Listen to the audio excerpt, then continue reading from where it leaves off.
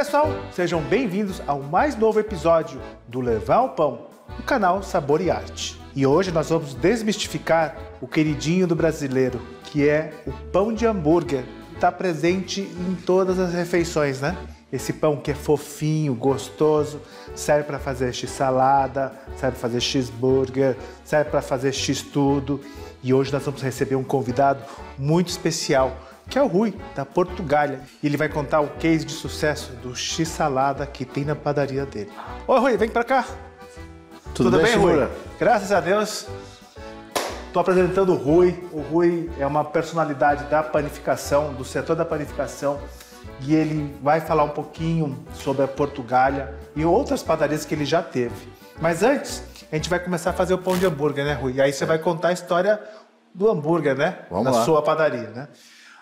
Antes do Rui começar, eu vou explicar um pouquinho sobre os ingredientes que tem aqui. Aqui nós temos farinha, temos açúcar. O gergelim vai ser só para quem quer um pão de hambúrguer com o gergelim, só na finalização. Sal, fermento. Nós estamos usando um fermento seco. Nós temos leite em pó. A função do leite em pó, no caso do pão de hambúrguer, é para o miolo ficar bem branquinho. Então, é um branqueador. Nós estamos utilizando manteiga, ou pode ser utilizado também a margarina. E a água. A gente está fazendo de um jeito muito artesanal, feito numa batedeira. Mas na padaria, as pessoas estão assistindo e tem padarias, as pessoas, não só os empresários, mas também os profissionais, utilizem água gelada. O atrito aqui é menor do que numa maceira, do que numa batedeira profissional. Então eu venho aqui, vou misturar primeiro seco, com exceção do sal. Então eu venho leite em pó, eu venho com o açúcar, né? O açúcar refinado. Mas tem muitas padarias que utilizam açúcar cristal. Pode utilizar? Sim, pode.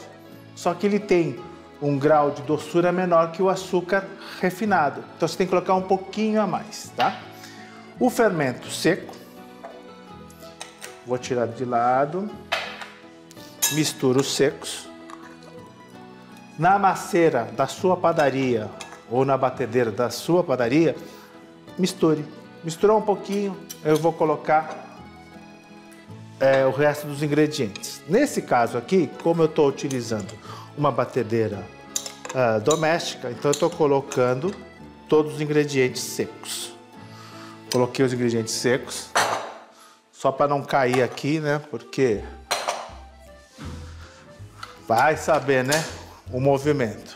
Eu tenho o sal eu não coloquei agora. Por que eu não coloquei agora? Porque o sal é um elemento fungicida e o fermento é um fungo. Se eu colocar os dois juntos, neutraliza a ação do fermento.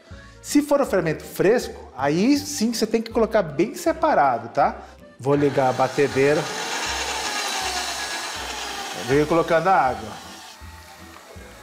E aí eu vou aumentar a velocidade. E a partir do momento que a massa estiver compacta, ou seja, o fermento já está completamente na massa, aí eu coloco o sal, porque aí o sal já não vai atrapalhar na fermentação.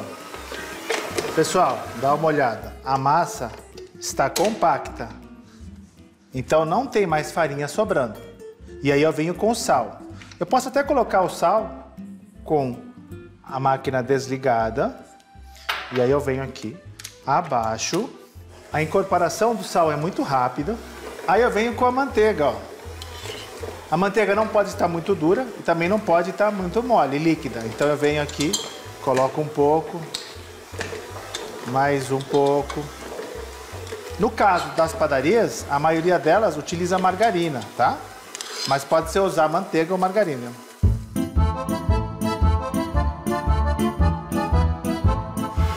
Pessoal, a massa tá batendo aqui. Vou até desligar. Só que eu já tenho uma pronta, que tá desse lado aqui, ó. Ela vai ficar nesse ponto. E eu tenho um convidado muito especial, que é o Rui. O Rui tá há muito tempo no setor da panificação. Rui, me explica um pouquinho, quando você começou? Conta um pouquinho da história. Bom, Timor, a história é o seguinte, eu cheguei no Brasil em 72, com 13 anos de idade, E 2 dias após estar no Brasil, eu fui morar em frente de uma padaria e o proprietário da padaria me chamou para ir lá. Mas eu era muito pequeno, então eu não alcançava nenhum balcão de pão. Ele me convidou para trabalhar em padaria e eu comecei a trabalhar em padaria. Então faz exatamente 49 anos atrás. 49 anos que você já caiu farinha no pé. Caiu farinha no pé e não sai mais do ramo. E a relação de padaria portuguesa, porque vocês são descendentes, você é português. Sim, sou português. E a diferença entre a padaria portuguesa e a padaria brasileira, tem muita diferença? Padaria brasileira com a portuguesa funciona da seguinte maneira. A padaria brasileira hoje é um misto de tudo. Então nós temos o pão, os frios, a copa, a pizza. E a padaria portuguesa é especificamente pão e doce, mais nada. E questão de produtos em padarias, não estou falando exatamente a Portugália, mas estou falando em padarias que tem não só em São Paulo, mas no Brasil inteiro. Existe um pão que é o queridinho do brasileiro, que é o pão francês, né? Que você não encontra em outros países, só encontra aqui. Sim, o pão francês só existe praticamente em São Paulo, na verdade. No Brasil, existe o mesmo pão francês com outros nomes. Eu, por exemplo, na minha casa, eu tenho um pão que é tradicional e que eu diria que vendo meio a meio entre o francês e esse, que é um famoso pão chamado cacetinho, que é o mesmo nome que existe no Rio de Janeiro, na Bahia, que é o quê? É o mesmo pão francês, só com um pouquinho menos de miolo. A gente estica ele um pouquinho mais, né? Sim. E é o mesmo tipo de pão. Quer dizer que ele fica um pouquinho mais fino. Um pouquinho mais fino, a mesma massa, tudo igual, mesmo peso, só que a gente estica um pouquinho mais para ele ficar alguma coisa um pouco mais semelhante com a baguetezinha francesa. E tem mais, e fora esse pão, lá na Portugália, o pão doce também sai bem? O que mais o cliente pede para vocês? O segundo pão que a gente mais vende, no caso, é o pão de hambúrguer, porque nós temos uma história diferente. Mas o pão doce vende muito bem, baguetes, pão italiano, pão sovado, pão de leite antigo, a gente vende muito pão de banha também. Mas o carro-chefe é o francês. E me diz com a entrada dessas padarias artesanais, que a gente fala muito de fermentação natural, a Portugália também já está implementando esses pães? Sim, a gente tem todos esses pães de fermentação natural. Lógico, não vende hoje a mesma quantidade de pães que vende os outros, mas a gente não pode esquecer do passado. Por exemplo, eu lembro no passado não existia em padaria um croissant, um pão especial e tudo mais. E aí foi implantando e foi vindo, e hoje é um pão que vende muito bem, o croissant e os pães doces e tudo mais. Então é o mesmo caso do pão de fermentação natural. Hoje já se vende muito bem também. Bom, enquanto eu estou conversando com o Rui aqui, a massa vai passar. Essa massa aqui já foi batida, então ela já está descansada. Quando a gente faz a massa na batedeira, tanto profissional como amadora, depois que a gente sova a massa, a gente precisa dar um descanso de mesa. Bom, eu já peguei o meu cortador. Esse gergelim aqui é para no final. Aí eu venho aqui, ó, a massa já descansou. Eu venho pegar aqui um pedaço da massa. Com o auxílio, com a mão, né? Eu vou abrindo a massa. Ela tem que ficar elástica. Eu tenho que enxergar o outro lado sem rasgar. Ela tem que ficar transparente. Dá para enxergar o meu dedo aqui, ó, a sombra? Mas esse é o ponto correto, que é o ponto de véu que muita gente procura. E aí a gente vem porcionando. Só que tem um case de sucesso, que é o x-salada que o Rui faz. Quantas gramas o pãozinho? 40 gramas. 40 gramas. Então é pequeno. Pequeno. Só que você imagina quantos pães de hambúrguer ou quantos x-saladas ele vende por dia, né? Antes de o Rui falar, eu vou só porcionar aqui. Um pão de hambúrguer tradicional, 80 gramas.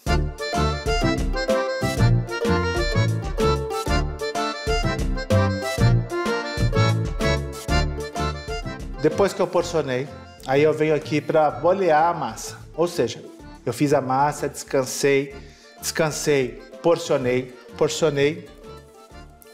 modelei aqui, ó. Tá vendo? A massa do pão de hambúrguer fica redondinha. Venho aqui, ó, conchinha e faço esse movimento. e venho trazendo para cá. Com as duas mãos. Venho fechando a conchinha e venho trazendo. Coloquei aqui, ó. Agora, essas massas que são no retalho, aí o que eu faço? Só um truque. Coloquei todo o retalho para dentro e faço uma massinha só.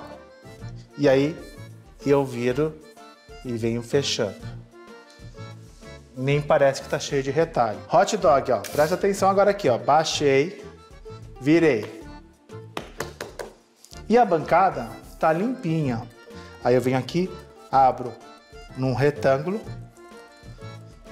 E aí eu venho aqui, ó, solto pra dentro e fecho. Pra dentro e fecho. E aí, ó, pra vocês verem aqui, ó, fechei.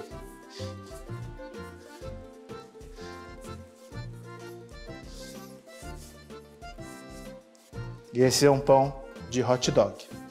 Vou colocar essa massa aqui, ó, numa assadeira, que já tá untada, tá?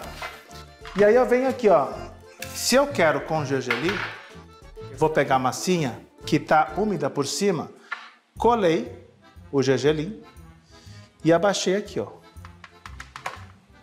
Se eu não quero gergelim, eu venho aqui e abaixo. Tá vendo? É muito simples.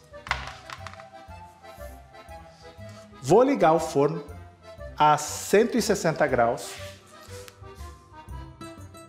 160 graus, porque esse pão vai fermentar e a gente vai assar.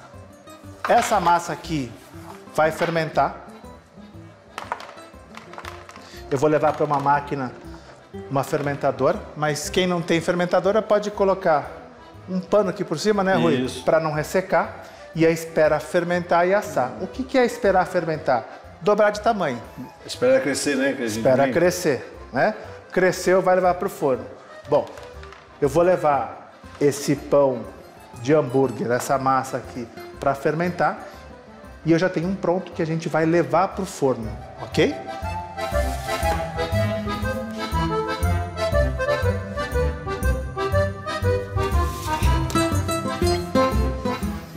Olha que bacana, ó, o pão de hambúrguer. Até esse aqui escorregou um pouco aqui, ó. Vou mudar um pouquinho. Esse aqui também eu posso fazer de um outro jeito também. Como essa câmara ele umedece, então eu posso colocar um pouquinho de gergelim por cima que ele adere, né? Ou sem nada.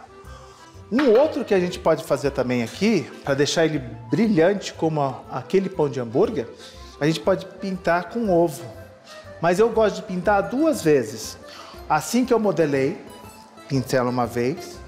E aí, no meio da fermentação, eu pincelo outro, para dar brilho. Bom, vamos levar para o forno. O pão de hambúrguer são 12 minutos para ficar pronto. Dependendo da gramatura, passa de 9 a 12 minutos. E é muito rápido. Se deixar muito tempo, ele começa a ressecar. Então, o bom pão de hambúrguer é aquele pão que vai segurar o sumo da carne na hora que você vai prensar, né? E ele não passa, ele não esfarela. Se você assar demais, o problema é esfarelar o pão de hambúrguer. Enquanto tá assando, eu já volto, tá?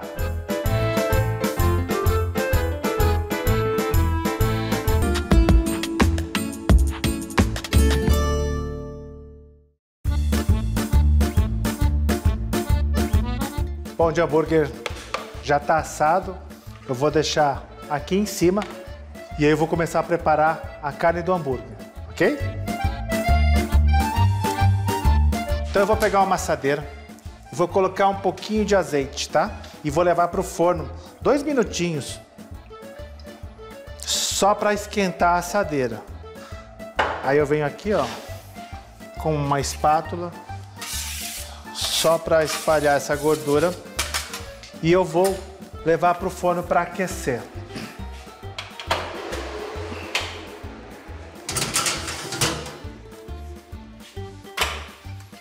Dois minutinhos, a chapa vai estar quente. 2, 3 minutinhos, a chapa vai estar quente. Aí eu entro com o hambúrguer, tá?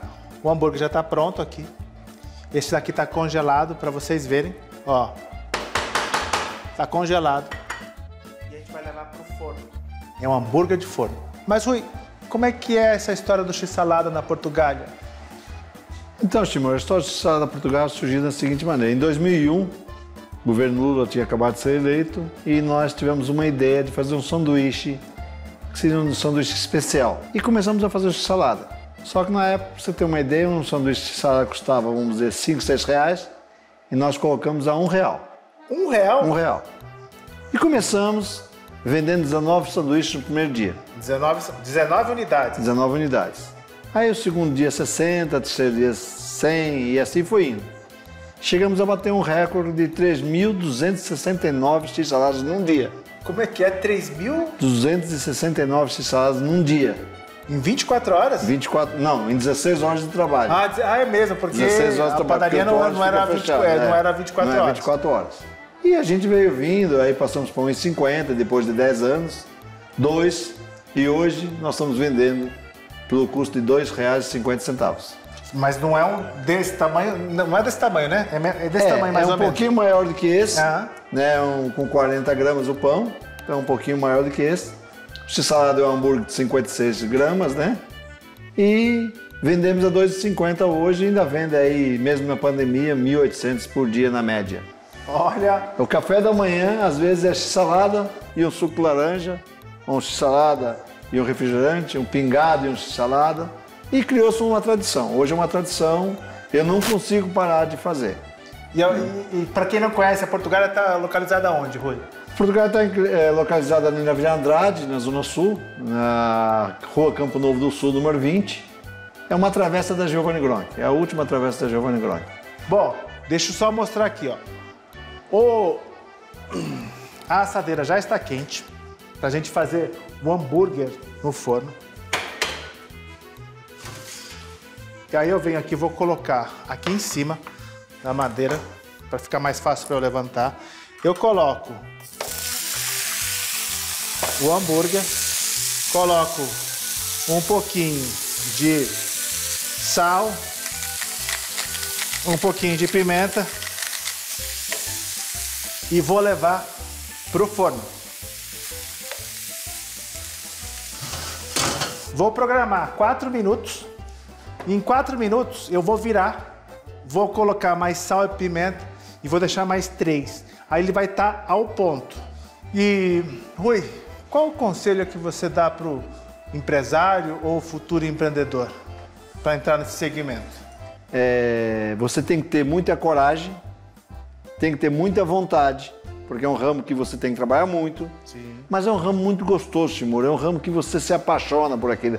É que nem você acabou de mostrar aí. Hoje você começa a fazer um pão, amanhã você quer fazer uma outra receita, amanhã você quer inventar uma coisa. E a padaria te dá esse leque de opções de você poder mostrar novidades, de poder você mostrar aquela vontade sua de ir lá na confeitaria e falar para o confeiteiro, vamos fazer hoje um bolo de tal, amanhã fazer um doce, amanhã fazer um pão salgado. Então é uma coisa muito gostosa. O conselho que eu dou é o seguinte, para você entrar no ramo de padaria, Timur, tem que gostar de trabalhar e gostar da paixão do pão.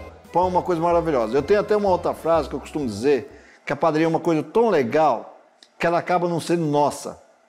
E eu acho que padaria é a única coisa no ramo que você diz assim, eu vou na minha padaria. Qualquer cliente fala, eu vou na minha padaria. Eu sempre gosto de comentar que na padaria é um dos únicos comércios que tem aqui no Brasil que o atendente sabe o nome do cliente. Exatamente. Sabe o gosto do cliente. É uma extensão da sua casa. É uma extensão da sua casa.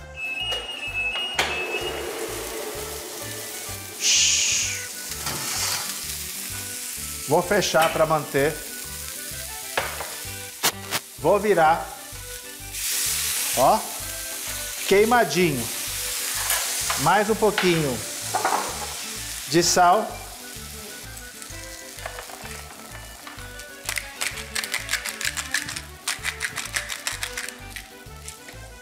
Vou levar para o forno, mais 3 minutinhos e aí eu vou colocar a mussarela, tá? O queijo.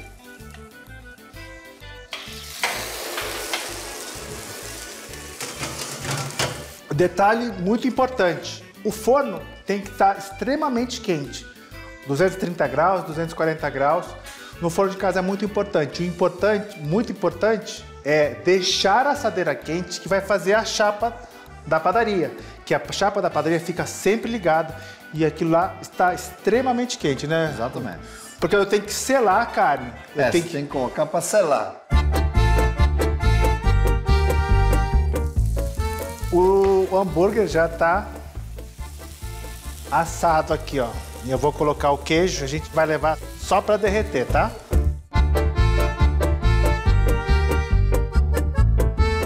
E vou levar novamente para o forno. E é rápido, só para derreter. Enquanto isso a gente vai preparar, vou cortar. Ó como tá o miolo dele. Outro aqui, ó. Que bonitinho. Agora nós vamos provar o hambúrguer de forno.